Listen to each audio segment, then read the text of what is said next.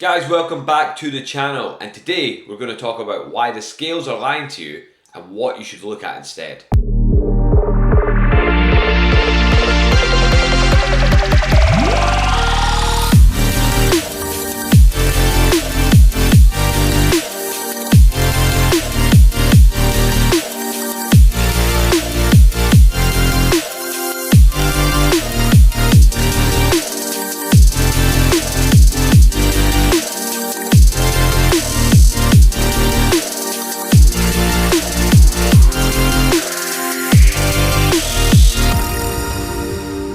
But first of all, guys, if you want to get shredded, then head over to the link in my description. I'm giving away a free step-by-step photo shoot shred guide. This isn't just for the people who want to do photo shoots. Anyone who wants to get shredded can follow this step-by-step guide, and it will help you get that shredded physique that you want for the summer.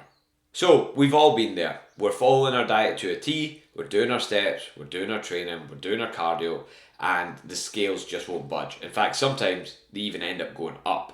And in today's video, we're going to discuss why you can't let scale weight dishearten you and why it's not actually the best measure of progress and what you should be looking at instead. Okay, so first things first, we need consistency when it comes to weighing in. So are you weighing in correctly? I think this is something that a lot of people get wrong, like they're not consistent with how they're doing their weigh-ins. And if you're not consistent with it, well, you're not comparing apples to apples. So your weight yesterday means nothing compared to your weight today. And I think one of the big things with this is people don't weigh in fasted, they just weigh in at any old time of the day. Obviously your weight is going to be different at 3 o'clock in the afternoon compared to first thing in the morning. So for consistency's sake, I always say make sure you weigh in upon waking, okay? And whether you work night shifts or whether you work just normal shifts and wake up at a normal time in the morning, you know, weigh upon waking, right? And you're going to do that after going to the toilet, but before eating or drinking anything, okay? So go for your pee or your number 2 and make sure you don't eat or drink anything, because obviously that's going to influence the scales. And then step on the scales in your underwear. Now, the reason I say to do this in your underwear is because if you're wearing clothes, you don't know that the clothes you're wearing today aren't heavier than the clothes you were wearing yesterday. It's going to be hard to gain consistency if you're wearing different clothes every single day. So again, the easiest way, just weigh in your underwear every single day. And if you're weighing in consistently the same way, well, at least then when we're tracking the data, it can actually relate to each other. You can actually compare it to your weigh-ins from the past week or whatever. But weighing in, as I say, isn't always the best measure of progress. And that's because there's a lot of things that can influence your scale weight and can change your scale weight, like the things that we just talked about. They're obviously the first things that are going to be able to influence them, but also we've got to think about all the other things, like water weight, for example. Your body is going to be about 65% water. So big changes in scale weight are mostly going to be to do with water retention, okay, or changes in hydration.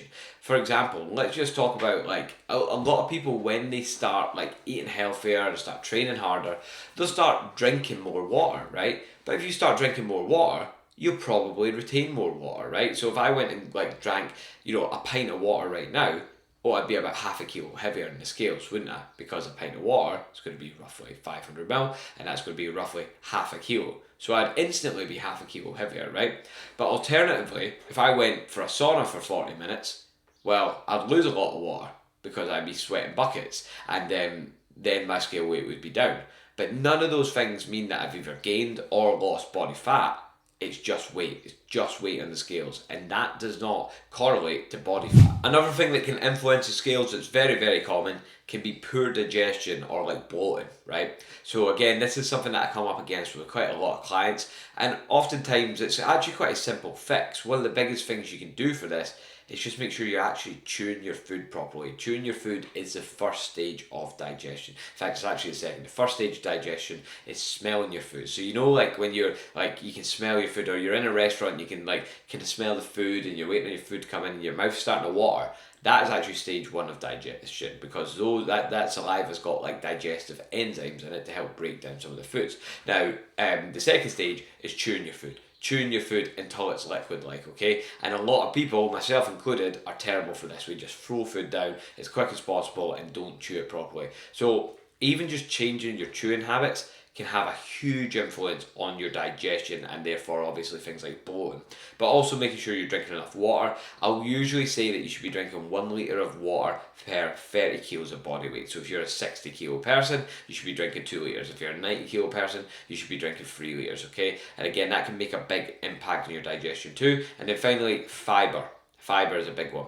Again, for this, I'll usually say 1 gram per 100 calories. So if you're eating 2,000 calories a day, we're talking about 20 grams of fibre there, ideally, okay? Again, having more won't be a problem, within reason, obviously. If you have too much fibre, that can also be a problem. But like, you know, that would be a bare minimum almost, we'll say 1 gram per every 100 calories. And getting on top of those things can make a huge difference to your digestion and your bloating. And something worth saying is like, again, it's not a nice thing to talk about, but you should be going to the toilet every single day. You should be passing a stool every single day. If you're not, obviously that is going to influence your scale weight, but also you're going to be like ingesting toxins from your waste as well. So again, if you're not on top of your water intake, your chewing, your fibre intake, well, that's the kind of thing that's going to lead to you not going regularly. So definitely make sure you're on top of that stuff. The next influence is carbs.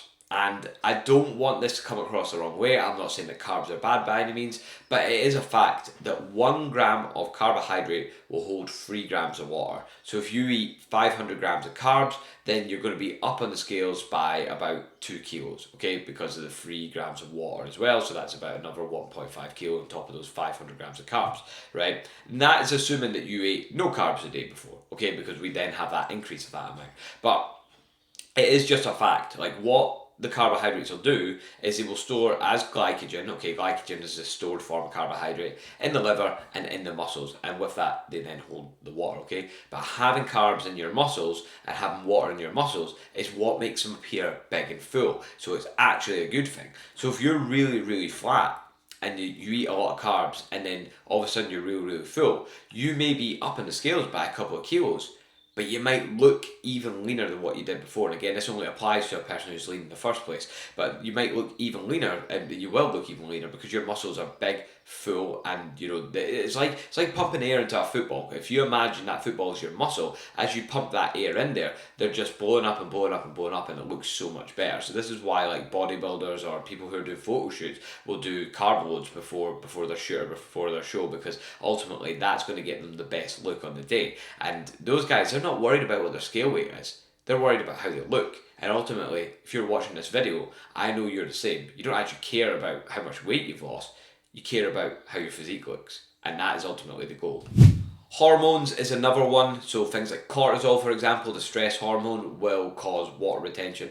Cortisol, again, isn't a bad thing. We need cortisol, especially for like wake drive in the mornings and things like that. But like, it is just a fact that an increase in cortisol will obviously increase water weight. Now, if you are someone who's chronically stressed, if we're like constantly, you know, in fight or flight mode, then that is going to mean that you're just going to constantly be holding more water. But if you've had a spike in stress for whatever reason, again, that could lead to a slight increase on the scales. But again, it does not mean an increase in body fat. It just means an increase on the scales. It just means your weight went up, which again does not equate to body fat. Other hormones like progesterone, for example, so females when they're going through their menstrual cycle, generally speaking in that late luteal phase, so near the end of the cycle, that's when we've got progesterone dominance, and that's when we're going to get a bit more water retention. But this can vary from female to female, so what I like to do, it might sound a bit weird, but with my female clients, I track their menstrual cycle on their daily tracker, because this means we can see where they're at in the cycle, we can see what the trends are in the data, and then we can know what to expect moving forward. So then if we get that spike in weight around about the late luteal phase, well, if we kind of see it coming, we know it's going to come, it doesn't impact you in terms of like, you know, motivation and things like that as much as what it usually would, because we know it's going to happen, don't we? And then another one that I want to mention is just the types of food that you eat. You could get 300 calories from a bowl of oats, right? And think about how heavy that would be after it's been cooked and it's absorbed the water or the milk or whatever you put in, versus a McFlurry.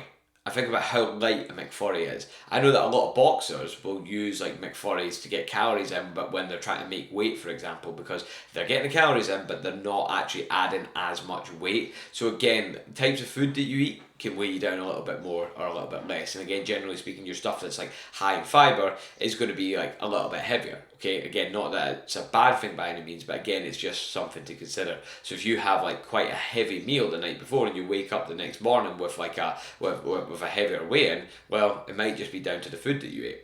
And then when I mentioned that, it's made me think of something else. It made me think of eating late at night. Obviously, if you have a big meal late at night, then yeah, you're going to wake up heavier the next day. If that meal's got a lot of like sodium in it, if it's got a lot of salt in it, then again, you're going to wake up later.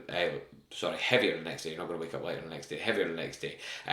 Takeaways, things like that. Like again, eating these sort of things, these are going to be really, really high in salt. So again, that's going to lead to an increase in the scale weight. And refeed days as well. If you're running a refeed day, if you're having a higher calorie day because you're having more carbs that day, again, you'll likely wake up heavier the next day. A caveat to that is a lot of the time with clients, when they're quite lean and you give them a refeed day, and with myself as well, they actually wake up lighter the next day, and it's in my opinion, it's down to a little bit of like drop in kind of diet fatigue, because we're having that kind of higher calorie day. You feel like you've got a bit more energy and feel a bit more yourself again. So it's that kind of drop in stress and kind of diet fatigue can sometimes lead to actually a drop on the scale. So there you go. Sometimes it doesn't make sense, but that's life for you.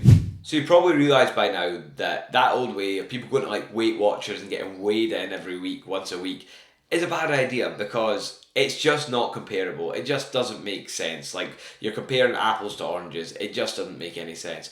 If you are going to track your weight, which again, I will track weight with every single client and myself, but I look at the averages. I take an average across the week. I weigh in, like I talked about at the start of this video, first thing in the morning, fasted, in my underwear, and I'll take it across the week and look at the average for the week and see what the averages are doing.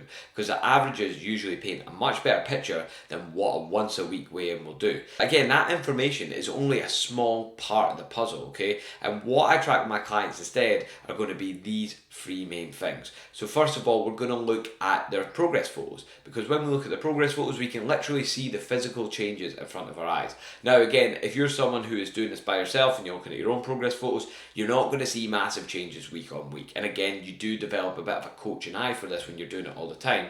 But again, generally speaking, it's going to take you between 8 to 12 weeks of consistent dieting to see a big change in your physique if you're trying to lose body fat. And if you're trying to gain muscle, it could take you months of gaining to see a change in your photos. In fact, you might not even see the change until you diet down the next time. So there's got to be a bit of blind faith there. But progress photos are one way of doing it. Another thing I like to do are circumference measurements. So again, most of my clients will take circumference measurements once per week. These are privy to some influences with, again, digestion, bloating, things like that, as are progress photos. But again, when we're taking various different methods of tracking, if we're tracking your weight, right, and your weight's trending down, and you look leaner in the photos, and your waist measurements in, and your maybe hip measurements down as well, then that's an indication, 3 indications, that we're losing body fat. With the measurements, same idea as weighing in on the scales. We want to make sure we're doing it like fasted, first thing in the morning, empty stomach. I would do it in my underwear as well. Wouldn't do it with any clothes on, because again, clothes are going to influence that. And with measurements, I always say to clients to take these as tight as possible, because if you leave any slack at all, how can you make sure you get that same amount of slack every single time? You can't, okay? So you want to take these as tight as possible, so we're doing it consistently every single time. And then what you can do with that data as well is you can use the naval body fat percentage calculator. You will literally get this on Google, and you can figure out a body fat percentage based on the measurements and based on your height, weight, and gender. Now, it won't be the most accurate way of doing things, because like you might be like 20% body fat, it might throw up 30%, right? It might tell you that you're more than what you are, but it doesn't matter, because all you're tracking is if that's going up or if it's going down. And again, that's actually another method that I use with my clients as well. So there's a fourth method of tracking progress that we've got. And I'm going to add one more, number 5, which is how your clothes fit.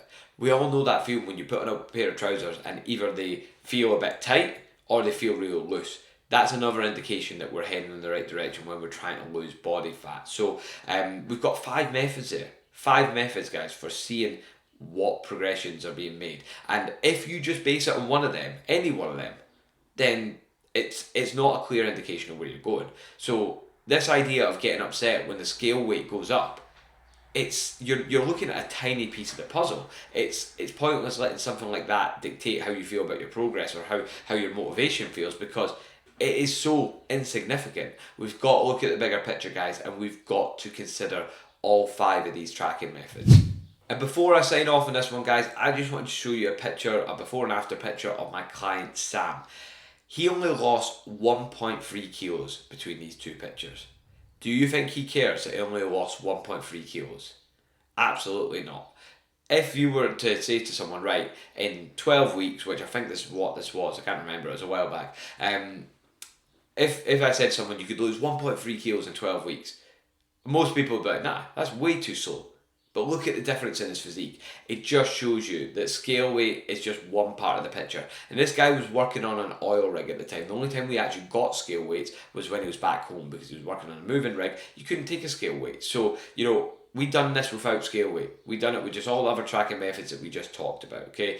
So again, another shout out, if you guys want to get shredded, head over to the link in my description. I've got the free photoshoot prep guide. Make sure you download it. It gives you a step-by-step guide to getting a shredded physique. So if you follow it, you'll be in great shape for the summer.